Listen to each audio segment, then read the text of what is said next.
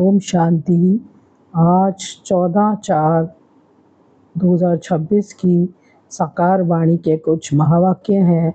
बाबा बोले, मीठे बच्चे, देवता बनना है तो अमृत पियो और पिलाओ।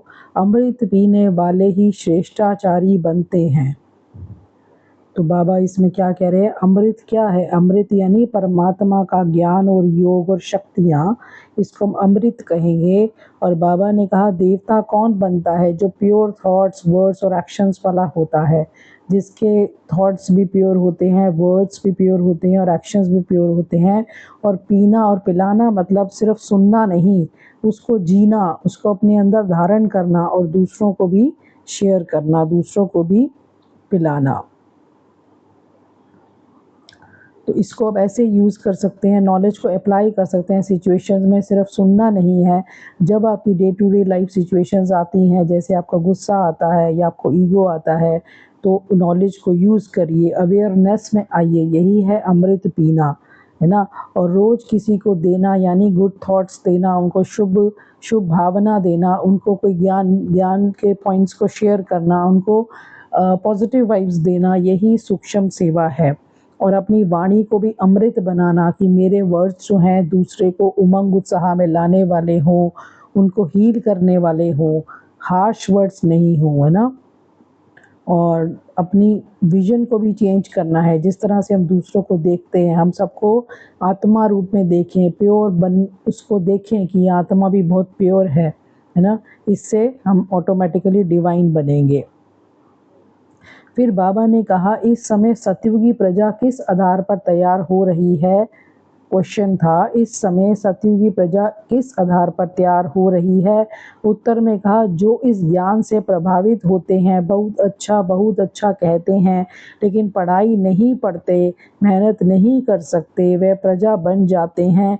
प्रभावित होना माना प्रजा बनना। सूर्यवंशी राजा रानी बनने के लिए तो मेहनत चाहिए, पढ़ाई पर पूरा अटेंशन हो, याद करते और कराते रहें तो ऊंच पद मिल सकता है।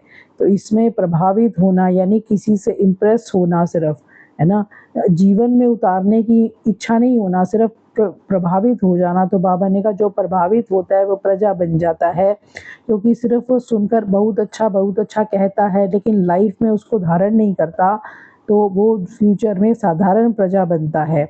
और सूर्यवंशी राजा रानी बनने के लिए ज्ञान भी चाहिए, योग भी चाहिए और उसकी प्रैक्टिस भी चाहिए, उसकी प्रैक्टिकल धारणा भी चाहिए। तभी हम सूर्यवंशी राजा रानी बन सकते हैं, क्योंकि राजा रानी बनने में मेहनत है। पूरी सिंसियरिटी से पढ़ाई करते हैं, वही हाईएस्ट स्टेटस पाते हैं।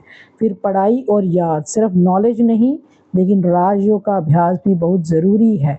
दोनों का बैलेंस होगा, ज्ञान और योग का, तो ही उच्च पद पा सकेंगे। तो इसको आप यूज़ कर सकते हैं। खुद से पूछें कि मैं सिर्फ सुनती हूँ या मैं अप्लाई भी करती हूँ जो मुरली से सुन के आती हूँ। तो अगर सिर्फ सुन रहे हैं तो अभी एक्शन उसको शुरू करें, एक्शन पे शुरू करें। और रोज़ की मुरली से कोई पॉइंट चूज़ करें, उसको सारा दिन यूज़ करें, जिससे कि आपकी कंसिस्टेंसी बनेगी और हाई पोजीशन भी रहेगी। और फिर बाबा ने बोला, ये पढ़ाई तो बहुत सहज है, औरों को भी जाकर सिखाना चाहिए, परंतु श्रीमत पर नहीं चलते तो पढ़ते भी नहीं हैं। बहुत अच्छी कुमारियां हैं, परंतु अपना ही नशा चढ़ा हुआ है। थोड़ा काम किया तो समझती हैं हमने बहुत काम किया है, अभी तो बहुत काम करना है। आजकल फैशन में ही कुमारियां रहती हैं, वहाँ तो नेचुरल श्रृंगार रहता है, यहाँ तो कितनी आर्टिफिशियल श्रृंगार करते हैं। तो बाबा ने कहा पढ़ाई तो सहज है ना, तो ज्ञान जो है वो मुश्किल नहीं है, उसमें कंसिस्टेंटली नियमितता से चलना और ईमानदार चलना वो मुश्किल है। तो बाबा ने कहा श्रीमत पर नहीं चलते हैं, यानी सुनते तो हैं पर फॉलो नहीं करते हैं, इसलिए तरक्की नहीं होती है। थोड़ा करके समझते हैं हमने तो बहुत किया, तो ईगो आ जाता है ना, ईगो आ जाता है, सूक्ष्म रूप में ईगो आ जाता है कि मैंने तो बहुत कुछ किया। फैशन और बाबा ने कहा नेचुरल श्रृंगार होता है सतयुग में, और दुनिया कलयुग में बाहरी दिखावा यानी टेम्पररी होता है, और जो सतयुग में नेचुरल ब्यूटी होती है, असली ब्यूटी जो अंदर की प्योरिटी और सिंप्लिसिटी से दिखती है। तो इसके लिए प्रैक्टिकल यूज़ के लिए आप रोज़ श्रीमत को फॉलो करें, रोज़ खुद को पूछें कि आज मैंने कितनी श्रीमत मानी, है ना? और सिर्फ सुनना नहीं है, मुरली को फॉलो भी करना है। और जब भी मन में आए, कोई ईगो आए, मैंने बहुत काम किया, मैंने बहुत सर्विस की, तो तुरंत चेंज करें, अभी तो बहुत कुछ बाकी है ना? और फिर बाबा ने बोला कि अब राम राज्य स्थापन होता है, परंतु तुम मेहनत तो करो ना। तुम क्या बनेंगे अगर पढ़ेंगे नहीं, तो वहाँ जाकर पाई पैसे की प्रजा बनेंगे। आजकल के बड़े बड़े आदमी वहाँ की सब प्रजा में आ जाएंगे। साहूकार लोग सिर्फ अच्छा अच्छा कहे अपने धंधे में लग जाते हैं, बहुत अच्छा प्रभावित होते हैं। फिर क्या आखिरी क्या होगा? वहाँ जाकर प्रजा बनेंगे। प्रभावित माना प्रजा, जो मेहनत करते हैं वह राम राज्य में आ जाएंगे। तो ये क्या बता रहे हैं बाबा कि सिर्फ प्रभावित होना काफ़ी नहीं है, मेहनत से ही पद मिलता है, ऊंच पद मिलता है। तो बाबा ने कहा राम राज्य स्थापन हो रहा है, यानी अब ये नई दुनिया का फाउंडेशन लग रहा है, नई दुनिया का। तो अगर हम पढ़ेंगे नहीं, ज्ञान और योग की पढ़ाई नहीं करेंगे, तो फ्यूचर में साधारण प्रजा बनेंगे, है ना? और जो प्रभावित हो जाता है वो प्रजा बन जाता है, जो सिर्फ बहुत अच्छा कहता है लेकिन अप्लाई नहीं करता। और जो मेहनत करता है वो ऊंच पद पाता है ना? तो इसमें आप प्रैक्टिकल यूज़ में खुद से पूछें कि मैं सिर्फ ज्ञान से प्रभावित होता हूँ कि सच में मैं कुछ बदल रहा हूँ, है ना? और रोज़ मुरली पढ़ना, एक पॉइंट चूज़ करके अप्लाई करना, जैसे हमने भी पहले बात करी। और दिन में बार बार बाबा को साथ रखना, बाबा मेरे साथ है, क्योंकि बिना याद के ऊंच पद नहीं मिल सकता, है ना?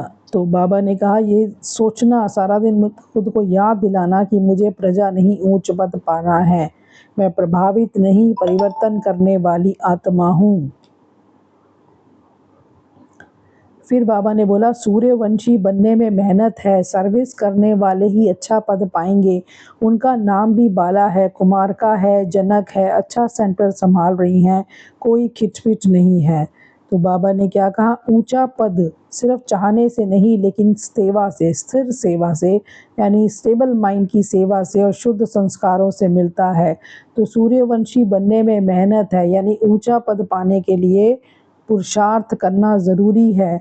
और बाबा ने कहा जो सर्विस करता है वही ऊंच पद पाता है, यानी जो निस्वार्थ सेवा करता है वही आगे बढ़ता है, नाम बाला करता है ना? तो बाबा ने नाम जानकी दादी का नाम लिया और प्रकाशवाणी दादी का नाम लिया, जो बहुत अच्छी सर्विस कर रहे हैं और उनके सेंटर बहुत अच्छे से संभालते हैं, और कोई खिचपिच नहीं है, यानी कोई भी ईगो या कन्फ्लिक्ट नहीं है, सच्ची सेवा का वातावरण है। तो इसमें हम अपने को देखें कि मैं किसी से आर्ग्यू तो नहीं करती हूँ, किसी से जल्दी हर्ट तो नहीं होती हूँ, क्योंकि ये भी एक कन्फ्लिक्ट होता है, ये भी एक लड़ाई का कारण बनता है।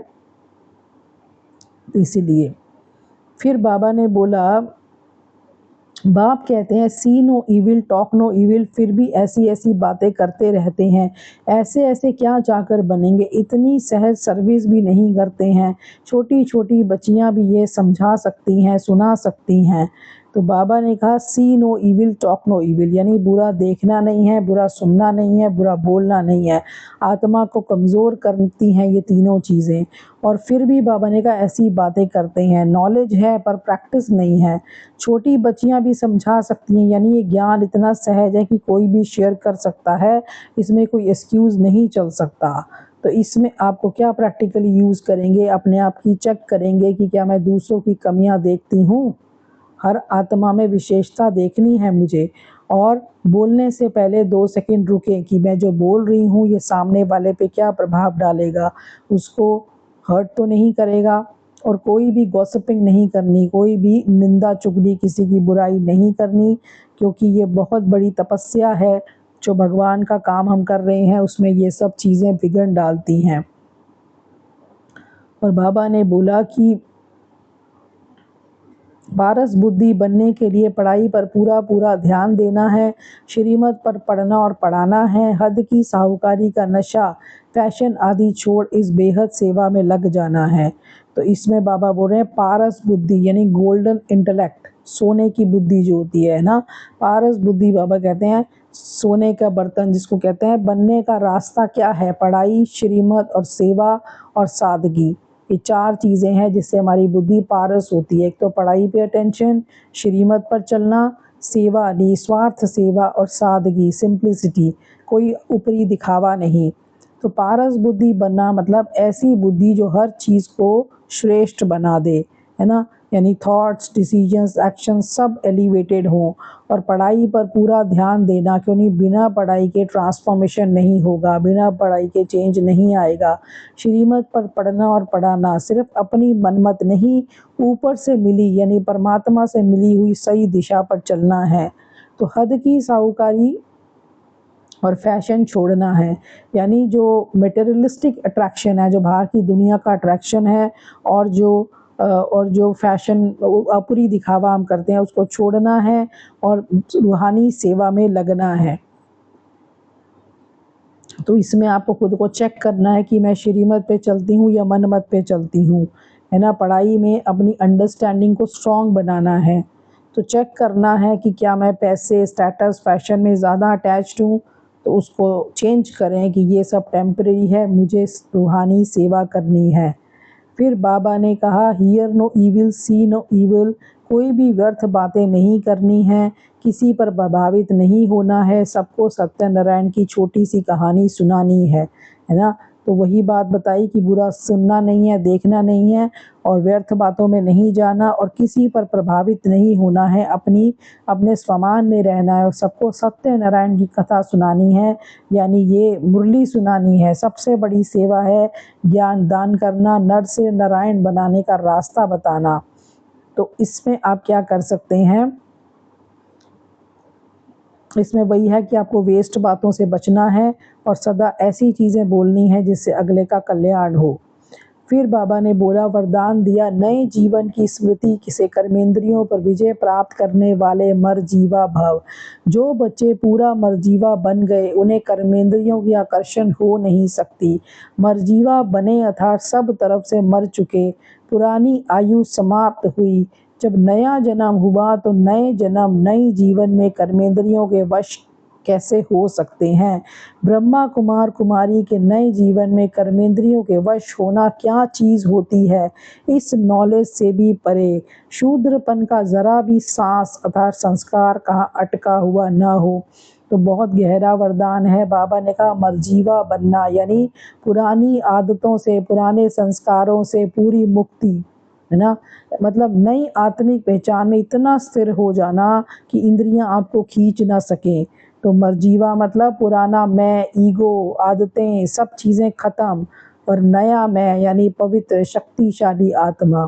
फिर नए जीवन की स्मृति, हर समय अवेयरनेस हो कि मैं ब्रह्मा कुमार कुमारी हूँ, नई आत्मिक लाइफ जी रही हूँ और कर्मेंद्रियों पर विजय पा रही हूँ, यानी आँख, वाणी, स्वाद, मन सब पर कंट्रोल। शूद्रपन के संस्कार भी ना हो, यानी पुराने संस्कार, एंगर, अट्रैक्शन, ईगो का अंश मात्र भी ना हो। तो प्रैक्टिकल में क्या करेंगे, प्रैक्टिकल में अपनी आइडेंटिटी को शिफ्ट करेंगे, दिन में बार बार याद करेंगे ये मेरा नया जन्म है, मैं पुरानी नहीं हूँ, मेरी पुरानी आदतें सब खत्म हो चुकी हैं और अपने ऊपर स्वराज्य अधिकारी का अभ्यास करेंगे।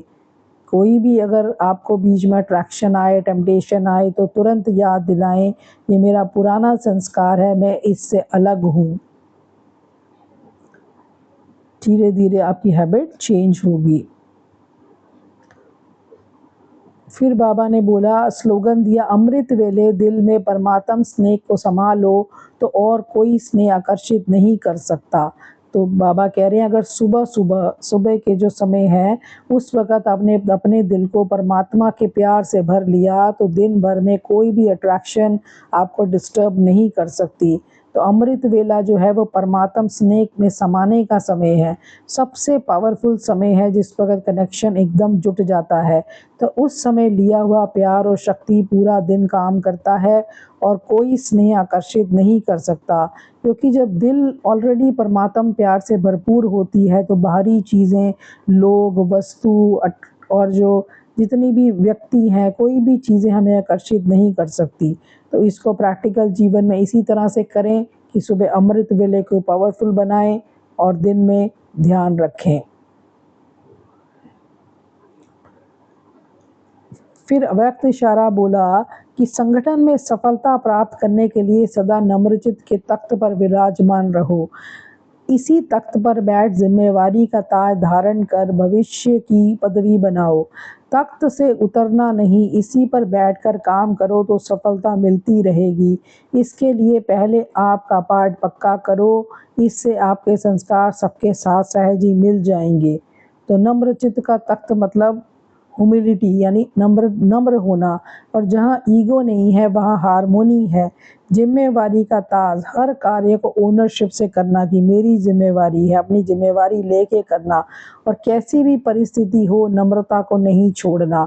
और पहले आपका एटीट्यूड रखना कि दूसरों को आगे रखने का एटीट्यूड। तो इससे आप कैसे कर सकते हैं दिन भर में कि जब भी आपकी किसी बात में विचार नहीं मिलते तो ये ना सोचें मैं सही हूँ, बल्कि ये सोचें कि मैं समझने की कोशिश करूँ, है ना? मैं दूसरे को भी समझने की कोशिश करूँ, जिससे लड़ाई झगड़ा कम होगा। और हर काम में ये मेरी जिम्मेदारी है, कंप्लेन खत्म, पावर बढ़ेगी। तो ये थी आज की साकार मुरली। ओम शांति।